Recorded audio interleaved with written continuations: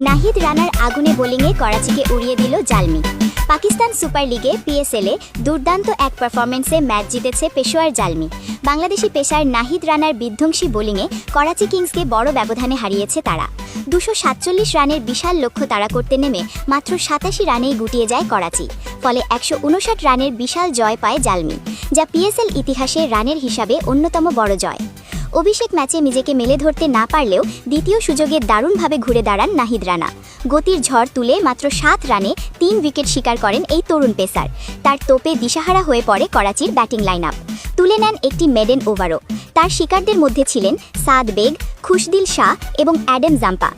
জালমির জয়ে অবদান রেখেছেন আরেক বাংলাদেশি পেসার শরীফুল ইসলামও। তিনি 23 রান দিয়ে নেন 1 উইকেট।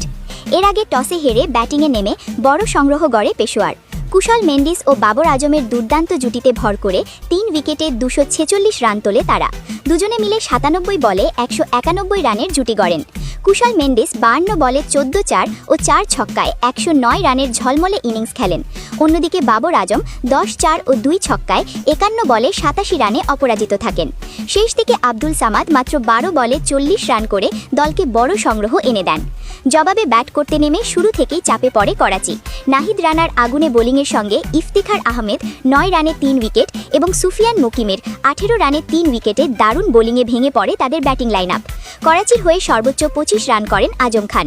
এই জয়ের ফলে 4 ম্যাচে 7 পয়েন্ট নিয়ে পয়েন্ট টেবিলের দ্বিতীয় স্থানে উঠে এসেছে পেশোয়ার।